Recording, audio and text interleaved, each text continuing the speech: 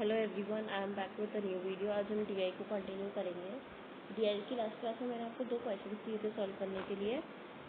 आज मैं दोनों क्वेश्चन के आपको आंसर्स बता रही हूँ और एक क्वेश्चन और दूंगी टेबल का सॉल्व करने के लिए, जिसके आंसर्स हम नेक्स्ट क्लास में डिस्कस करेंगे।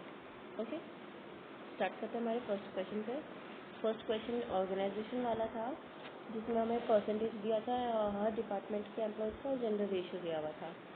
एक टिप मैं आपको देना चाहूँगी, हर क्वेश्चन के लिए आप जब भी कोई डीआई का क्वेश्चन करते हैं, जो ऊपर 4-5 लाइन्स आपको गिवन होती है ना क्वेश्चन के लिए, बहुत बच्चे उसे इग्नोर कर देते हैं। तो कभी इग्नोर मत कीजिए, उसको हमेशा पढ़ना, क्योंकि उसमें कहीं ना कहीं एक इंपॉर्टेंट इन्फॉर्मेशन होती है।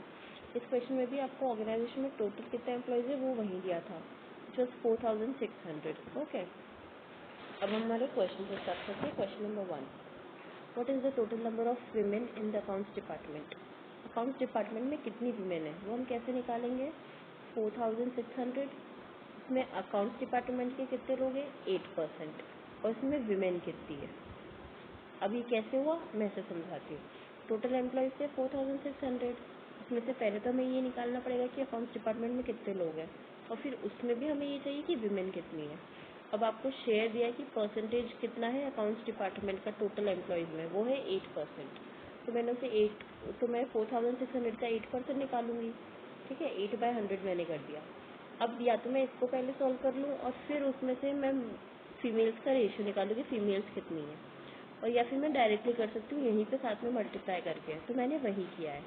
हमारे पास जो रेशियो है अकाउंट्स डिपार्टमेंट के लिए वो है 3:1, यानी कि 3 पोर्शन मेल का है और 1 पोर्शन फीमेल का है, और टोटल पोर्शन कितने हमारे पास 4।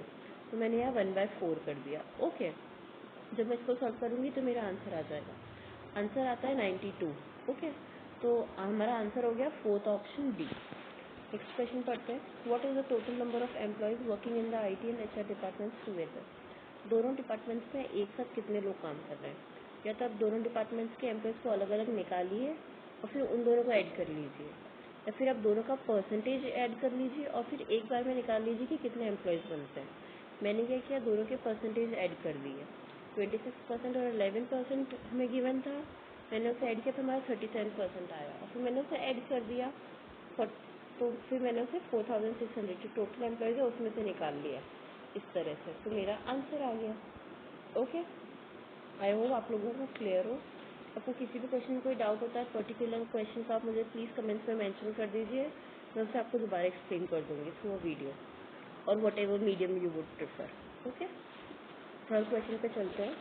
What is the ratio of the total number of men to total number of women working to all the departments put together. सारे डिपार्टमेंट्स के मिला के मेन और विमेन का हमें रेशियो बताना है। ओके, इस क्वेश्चन को चुनने का मेरा मेन मोटिव था ये क्वेश्चन नंबर 3, बिकॉज ये एक लेंदी और टिपिकल क्वेश्चन है। इस तरह के क्वेश्चन आपको बाय चांस कभी अगर मिलता है तो आपको सॉल्व करना आना चाहिए। इसके लिए आपके पास 2 ऑप्शन है, या तो जैसे हमने क्वेश्चन नंबर 1 में किया कि अकाउंट्स डिपार्टमेंट में हमने वुमेन के नंबर निकाला, उस तरह से आप हर एक डिपार्टमेंट के लिए मेन और वुमेन का नंबर निकालिए और फिर उसे सॉल्व कीजिए, उनका रेशियो निकालिए। या फिर आप एक साथ बिना परसेंटेज को सॉल्व किए मेन कितने हैं वो निकाल लीजिए और वुमेन कितनी है वो निकाल लीजिए इन परसेंटेज टर्म्स, और फिर उसका रेशियो निकाल लीजिए, तो वो आपका ईजी मेथड हो जाएगा। देखो मैंने कैसे किया है। आईटी 26% है ऑफ द टोटल ऑर्गेनाइजेशन, और आईटी में जेंडर रेशियो है 1:3। ठीक है, तो मेन 1:3 उनका gender ratio, 3 portion for female 1 portion for male. तो मेल का हो गया 1/4, हम ऐसे भी लिख सकते हैं। तो मैंने 26 × 1/4 कर दिया। ठीक है, इस तरह से मैंने हर डिपार्टमेंट के लिए कर दिया। तो हो गया आईटी के लिए, फिर मार्केटिंग, फिर परचेज, फिर एचआर, इस तरह से मैंने हर डिपार्टमेंट का निकाल लिया। ओके, जब इसे सॉल्व किया तो ये आंसर आया। इसे मैं फर्दर 53 भी लिख सकती हूँ। ठीक है, अब आपको अगर ये चीज़ निकालने नहीं आती कि मैं यहाँ कैसे आई, तो इसे एलसीएम बोलते हैं। मैं इसे इस वीडियो में एक्सप्लेन नहीं करूँगी, वरना ये वीडियो बहुत ज़्यादा एक्सटेंड हो जाएगा। अगर किसी को एलसीएम निकालना नहीं आता है, ये काफ़ी बेसिक मैथ्स है, सिर्फ 6th क्लास में भी हम ये पढ़ते हैं, बट अगर किसी को नहीं आता है तो please do let me know, मैं उसका एक सेपरेट वीडियो डालूँगी। ओके, कि हम एलसीएम कैसे निकालते हैं। जब हम इसे सॉल्व करेंगे तो यहाँ आंसर आ रहा है 53। अब आप देखिए ऑप्शन में 53 एक ही जगह है, और ये ऐसा नंबर है जो फर्दर डिविजिबल नहीं है, या यहाँ पे और ऑप्शन में कोई भी एक ऐसा नंबर नहीं है जो डिवाइड होकर 53 पे आए, इससे आप डायरेक्टली आंसर मार्क कर सकते हो। पर अगर आपको डाउट होता है, आपको फिर भी चेक करना है, तो आप इस क्वेश्चन को फर्दर सॉल्व कर सकते हैं। ओके, फर्दर सॉल्व करने के लिए आपको फिर फीमेल्स का रेशियो निकालना होगा कि वीमेन कितनी है। वो भी सेम तरीके से निकलेगा। वीमेन का रेशियो कैसे निकलेगा? 26 इंटू 3/4, फिर 22 इंटू 1/2। सेम हर डिपार्टमेंट के जो परसेंटेज ऑफ एम्प्लॉयज़ है उसमें हमने वीमेन का रेशियो यूज़ कर दिया। IT में 1:3 था, तो मैंने यहाँ 3/4 कर दिया। ओके, जो हमारा आंसर आया वो है 94/2। इसको हम फर्दर 47 भी लिख सकते हैं। ये देखिए हमारा रेशियो आ गया। अब किसी को डाउट है कि ये क्या चीज़ की है मैंने, तो ये मैं आपको भी एक्सप्लेन कर देती हूँ। इसे हम इस तरह से भी लिख सकते हैं, 106 डिवाइडेड बाय 2 इंटू 2/94। तो ये 2 से 2 कैंसिल हो जाएगा और ये फर्दर आप इसे सॉल्व कर सकते हैं। इसे मैं और अच्छे से समझाने के लिए आपको बताती हूँ। ये हमारा न्यूमरेटर है पूरा, और ये पूरा हमारा डिनोमिनेटर है। ठीक है, इस न्यूमरेटर में फर्दर न्यूमरेटर भी है और डिनोमिनेटर भी है। इसमें भी फर्दर हमारे पास न्यूमरेटर है और डिनोमिनेटर है। तो क्या होता है, न्यूमरेटर से न्यूमरेटर कैंसिल होता है और डिनोमिनेटर से डिनोमिनेटर कैंसिल होता है। ओके, आपको आगे भी कोई क्वेश्चन होता है तो आप इस तरह से इसको सॉल्व कर सकते हैं। ठीक है, ये आगे आपका रेशियो आंसर हो गया थर्ड ऑप्शन। क्वेश्चन नंबर 3 के लिए third option. The number of women, next question पर चलते हैं। The number of women in the purchase department forms what percentage of the total number of employees in the organization?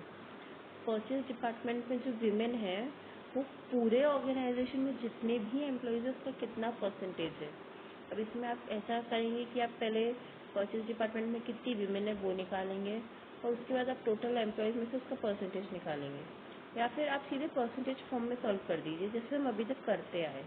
कैसे, 18% है हमारा purchase department के employees, उसमें women का जो पोर्शन है वो है 3 पोर्शन, सॉरी 1/6 उनका पोर्शन है, रेशियो है 5:1, तो वुमेन का पार्ट है 1। ओके, तो हम उसे सीधे सीधे 1/6 कर देंगे तो हमारा आंसर आ जाएगा 3। ये हमने परसेंटेज से जो हमारा नंबर निकाला विमेन का, ये हमारा परसेंटेज टर्म्स में था।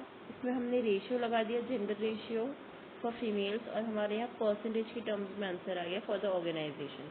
तो ये हमारा फाइनल आंसर हो गया। ओके, हमें उसके नंबर्स कैलकुलेट करने ही नहीं पड़े। तो फोर्थ क्वेश्चन के लिए आपका आंसर हो जाएगा फर्स्ट 3%। फिफ्थ क्वेश्चन है, what is the ratio of the number of men in the production department to the number of men in the marketing department?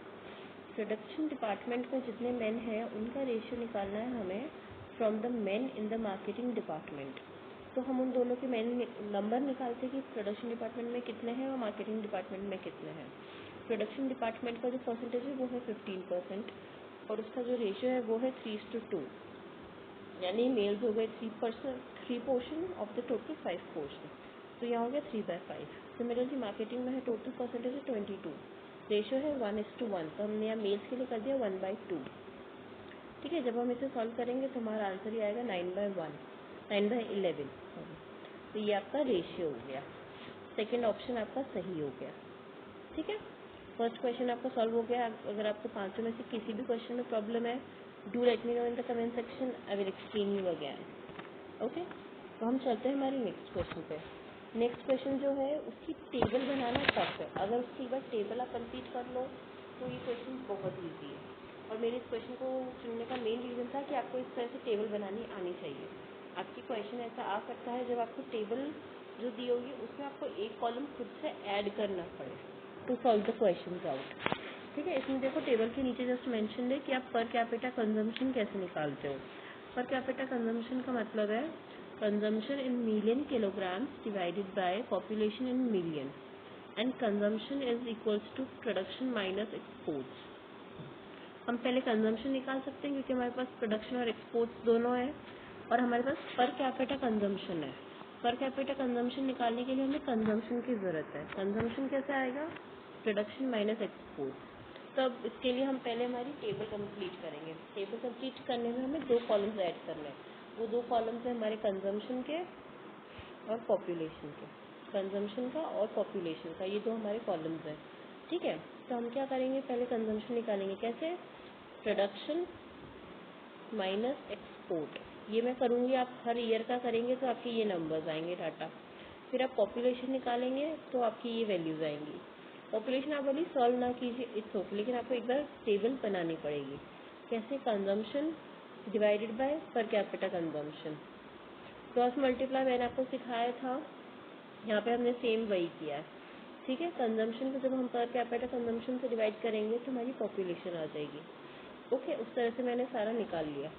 अब हम पढ़ते हैं हमारा फर्स्ट क्वेश्चन।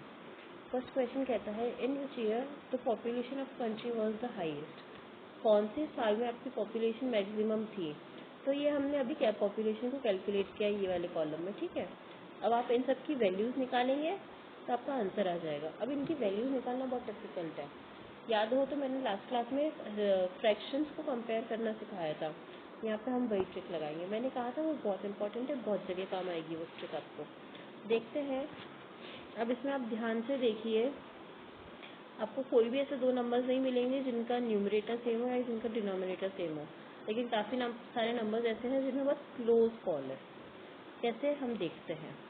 2012 और 2013 का डाटा देखिए, उसमें न्यूमरेटर में एक बहुत बड़ा चेंज है, लेकिन डिनोमिनेटर में बहुत थोड़ा सा चेंज है। और जब डिनोमिनेटर कम होता है तो हमारी वैल्यू बढ़ती है। ओके, और जब न्यूमरेटर बढ़ता है तो हमारी वैल्यू बढ़ती है। 2013 में आपका न्यूमरेटर बढ़ रहा है और डिनोमिनेटर कम हो रहा है एज कम्पेयर टू 2012। 2013 में दोनों साइंस पॉजिटिव हैं एज कम्पेयर टू 2012। तो हमारे ये जो इंडिकेशन है वो है वैल्यू बढ़ने का। 2013 में डेफिनेटली वैल्यू जो होगी वो ज़्यादा होगी एज कम्पेयर टू 2012। ऐसा क्यों? क्योंकि हमारे दोनों साइंस वैल्यू बढ़ने की तरफ इंडिकेट हुए हैं। हमारा न्यूमरेटर भी बढ़ रहा है और डिनोमिनेटर भी कम हो रहा है। ओके, तो डेफिनेटली 2013 में पॉपुलेशन 2012 से तो ज़्यादा है। हमें बिना सॉल्व करे ये पता लग गया जस्ट देखने से, तो हमने 2012 को कैंसिल आउट कर दिया। ओके, अब इसका आप देखिए, जब आप कैलकुलेट करेंगे तो 35 का डबल आप बहुत इजीली कैलकुलेट कर सकते हो, दैट इज 70। ठीक है, तो ये आपका 2 पॉइंट समथिंग में आंसर जाएगा। आपको कैलकुलेट अभी मत कीजिए, बाकी सबको कंपेयर कीजिए फिर देखिए। 2014 को देखेंगे तो वो भी 2 पॉइंट समथिंग में आंसर आएगा, क्योंकि अगर आप 38 को 3 से मल्टीप्लाई कर देंगे तो वो ज़्यादा हो जाएगा 108 से। ओके, 2015 में क्या हो रहा है? हमारा जो डिनोमिनेटर है वो बढ़ रहा है एज कम्पेयर टू 2014। जब डिनोमिनेटर बढ़ता है तो हमारी वैल्यू कम होती है, और न्यूमरेटर जब कम होता है तो भी हमारी वैल्यू कम होती है।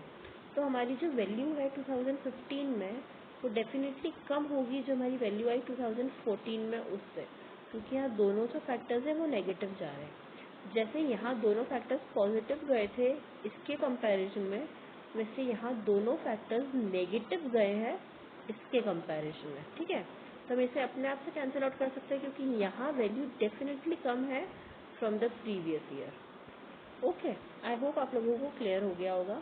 तो हमने ये ईयर भी अपने आप से कैंसिल आउट कर दिया। तो हम 2016 को देखेंगे तो यहाँ आंसर आपका 3 पॉइंट समथिंग में आएगा, और 42 को 3 से मल्टीप्लाई करेंगे तो आपका आंसर आएगा 126।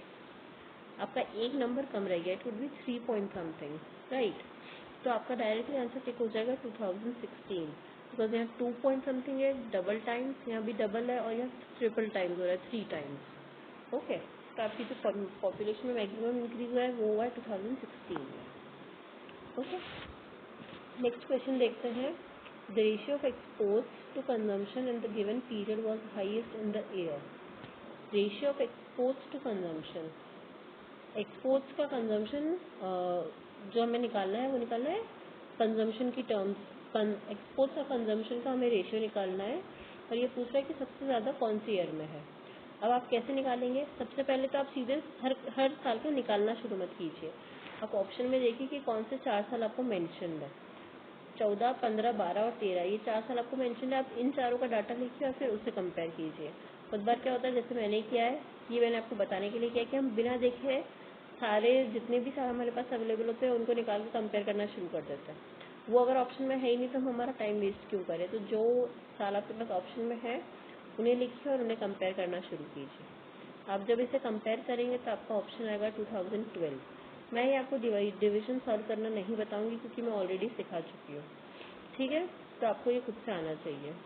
फिर भी एक ट्रिक मैं आपको वापस याद दिला देती हूँ। यहाँ देखो 2012 और 2013 के डाटा में हमारा न्यूमरेटर जो है वो सेम है, डिनोमिनेटर जो है वो 2013 में बढ़ रहा है। जब डिनोमिनेटर बढ़ता है तो हमारी वैल्यू कम होती है। तो जो रेशियो है वो डेफिनेटली 2013 का तो कम होगा 2012 से, तो आप उसे डायरेक्टली कैंसिल कर सकते हो। ओके, बचे हुए नंबर्स का आपको खुद कैलकुलेट करना है, मैं नहीं सिखाऊंगी, मैं ऑलरेडी बता चुकी हूँ। अगर नहीं कैलकुलेट होता है तो मुझे बताइएगा, तो मैं फर्दर एक्सप्लेनेशन दूंगी, पर इसका आंसर 2012 होगा। ओके, ये वाला। नेक्स्ट जो क्वेश्चन है वो है हमारा, what is the population of the country in the year 2014। तो पॉपुलेशन पूछ रहा है कंट्री की 2014 में। देखो हमने टेबल बनाई थी, उसमें हमने निकाली थी ये रही। अब यहाँ हमने 2 पॉइंट समथिंग तो ऑलरेडी डिसाइड निकाल लिया था, बचा हुआ डिवीजन आप कर लीजिए तो आपका आंसर आ जाएगा। इसमें जो ऑप्शंस गिवन है उसके साथ एक प्रॉब्लम है कि सारे बस क्लोज ऑप्शंस है, 2.79, 2.85, 2.64, 2.72।